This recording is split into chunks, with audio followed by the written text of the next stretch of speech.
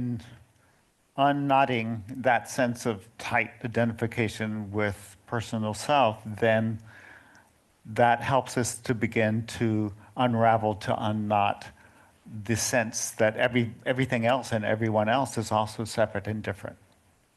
That's the Mayiya mala, the illusory sense that we're all separate and different. And there's another sutra, it's actually the second sutra of the Shiva Sutras, Yanam Bandhaha. Knowledge is bondage. This limited knowledge that we have, this sense that I know so much. I know, my name is this, I know I was born at this place, I was, raised here and there, I did my education here and there, all the things that we know, I know what I like, I know what I don't like, I know what the weather's going to be tomorrow and where I'm going to go, so on and so forth. There's so many things that we seem to know. We think we know, right? I know how my body's going to digest this food, right? I know how my lungs are going to manage the oxygen coming in. There's so many things we think we know, right? And what we begin to recognize as this knot, the Mayiya mala knot begins to unravel, the veil begins to unravel, is that everything we think we know is really an assumption. And these assumptions, obvious or subtle, right, are just these grasping at the wind. Grasping at the wind. For example, when we first came to Eugene in 2007, we were certain that we were going to be moving to Eugene and that this would be where we would be living pretty much forever. And that has never happened. We came because we met Joel and went to some retreats with him, and we said, let's go there. And yet, that was... Life had a different plan. Life had a different plan. Yeah. So when we believe we know something, right, and then there's this strong tendency to reify that belief, to make it concrete, right? And we're doing it all the dang time, aren't we? We're reifying ideas, reifying beliefs, holding them to be fundamental definitions of reality, and then how often do they actually get met or are actually true? 50-50, right? Maybe. What's really funny when they do mice studies in laboratory science and they look at conditioning in mice, what's the strongest form of conditioning? Intermittent reinforcement. So if 50% of the time you're right, then that reification is gonna hook in even tighter, right? I know, right? It just feeds that particular view. And it's very human, it's very natural, but it's a knot, right? It's a covering. And it entails a great deal of our suffering. So much of our suffering is because we have set up expectations, either positive or negative expectations, and then, we suffer because things are not met the way that we thought that they would be. Mm-hmm. And culturally, this is also, pretty big, not just personally. So at one point, we knew that the Earth was the center of the universe. We were absolutely certain that that was the case. Turns out not. We were also certain that the brain was fully developed and didn't change as soon as we hit adulthood. Right? And now the understanding is that the brain is changing every single moment. It's reshaping itself every single moment. So we have these beliefs, these assumptions that are woven into the very lens we have on experience. So we begin to explore, what is it to unravel? To allow this to unravel, to trust this to unravel, this not knowing. And then we get to a really tricky part of this tendency to make assumptions. Quite a trap, quite a knot, which is that once we have glimpses of this, the truth, of the reality of what we really are, then we reify that too. We make that into a concept. And then we replace the ability to actually directly experience that in the moment with a concept about that. And we take on this new spiritual identity. Now I'm a spiritual person with spiritual understanding. And then we get encased in that. And that blocks us from actually being able, in the moment, to see that actually every moment is different. And we could never know what is next. We barely can know what's happening now. We certainly can't know what's next. Especially at my age. And how could we possibly know? It hasn't happened. It hasn't happened. How could we know? So this invitation into not knowing mind, the not know mind. I don't know. Like literally, I don't know. I got nothing. Empty hands. I got nothing. Okay. And from the cloud of unknowing, 14th century Christian mystic described it this way. He said, I guess it could have been a she. Listen to me. We don't, it's We don't anonymous, know. so we don't, could have We been. don't know. That was an assumption there. This is who the books are written about. So whoever hears or reads about all this and thinks that it is fundamentally an activity of the mind and proceeds then to work it all out along these lines is on quite the wrong track. And the great Longchenpa of the Dzogchen tradition, any specific insight into gnosis is always delusional. That's a good one.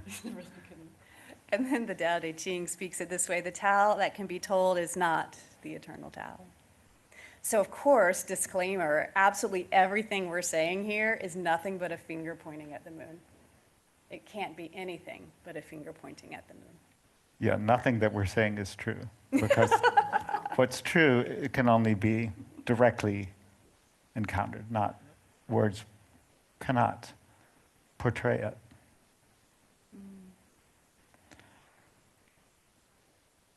So this is also something, since we're in the Center for Sacred Sciences, the same is said of quantum mechanics.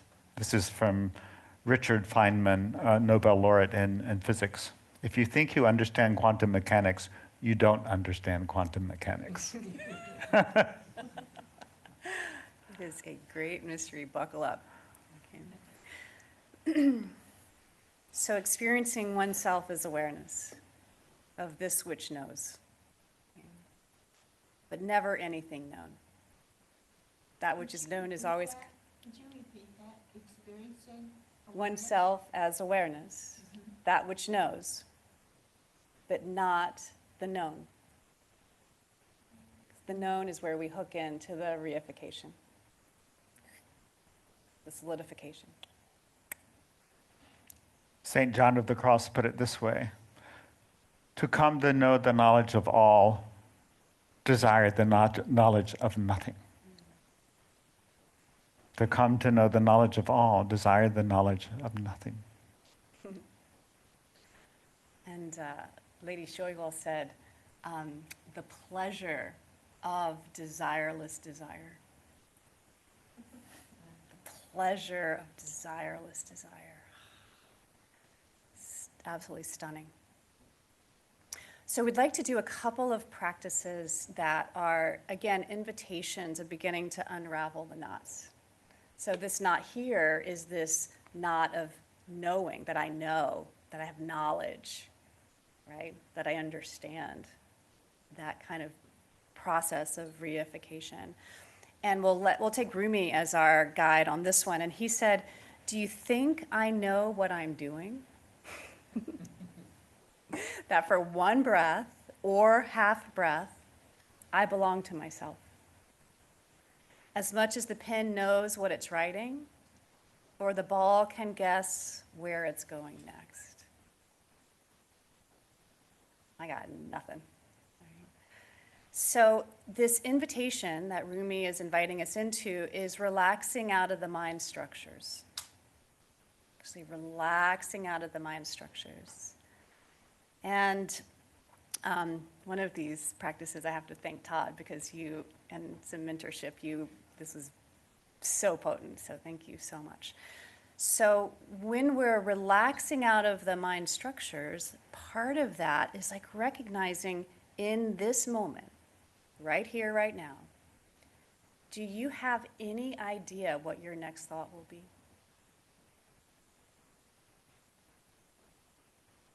You might have an I wish I could capture idea. your face. That is so perfect. Yes, I will. I will know what it is. Did I get it? Yeah. Do you know the next thought? I don't even know the current one. You don't even know the current one. I know that feeling too. Yeah, absolutely. And do you even, is there any way you could know the next sound that will arise out of my nose? Of course not. Or your lips. Is there any way you could know the next sensation that will arise?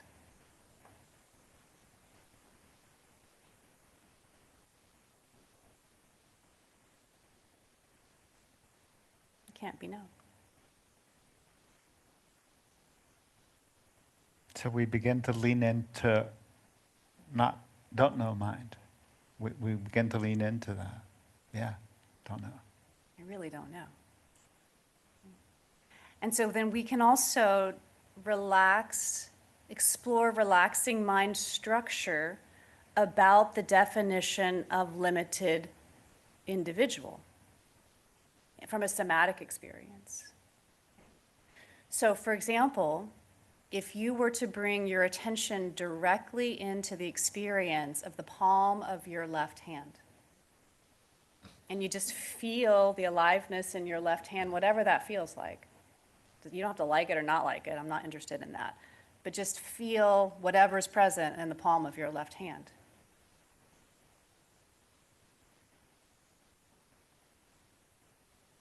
Now, can you feel what's present in the back of your left hand? And again, I don't care if you like it or don't like it. I don't care what quality it is, but can you sense what's arising in the back of your left hand?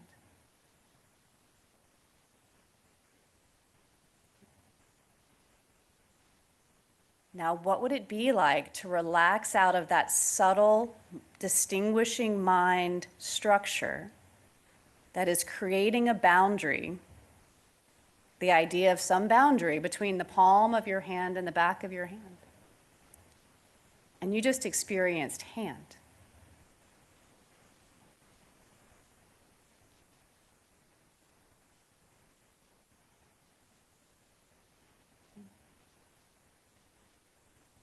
And if you were to become aware of your cute little bum, maybe not so cute some days, but your bum sitting in the chair, the experience of the bum, your bottom sitting in your chair.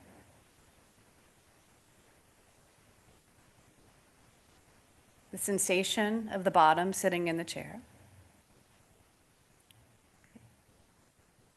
Now, what would it be like to relax out of that subtle structure of mind, that distinguishing structure of mind that is creating an assumed boundary between the sensation of the bottom and the sensation of the seats?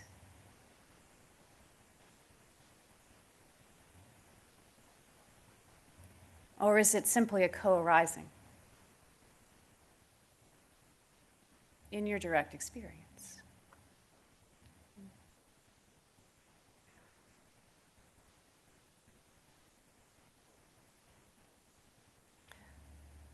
So we can play with this relaxing out of these subtle and not so subtle structures of mind that are creating and reifying this process of making me individual and separate all the time. In your own experience, begin to unravel that knot. Ramana Maharshi would often say, I teach through silence and only use words when silence is not understood.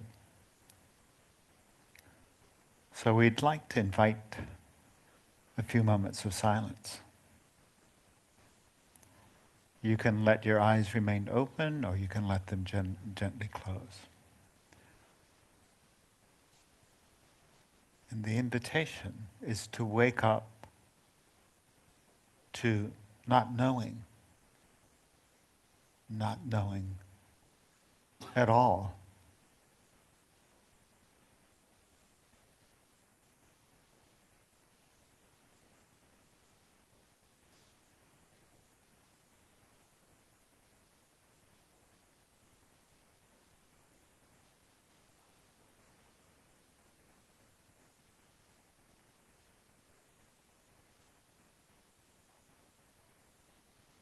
So in the process of not knowing, we did not know that a set of guests would enter. It was so perfect. A new guest have entered in the silence. Yeah. There's Hi. so much that we don't know. Yeah, come on in. Take Yeah, a seat have a if you'd seat like. wherever you'd like. You're welcome. So in the Kena Upanishad, it describes this not knowing mind this way. I cannot say that I know the fundamental reality fully, nor can I say that I know it not. That person among us who knows it best, who understands the meaning of the words, nor do I know that I know it not. That person truly knows the fundamental reality, who knows it as beyond knowledge. The person who thinks that he or she knows not.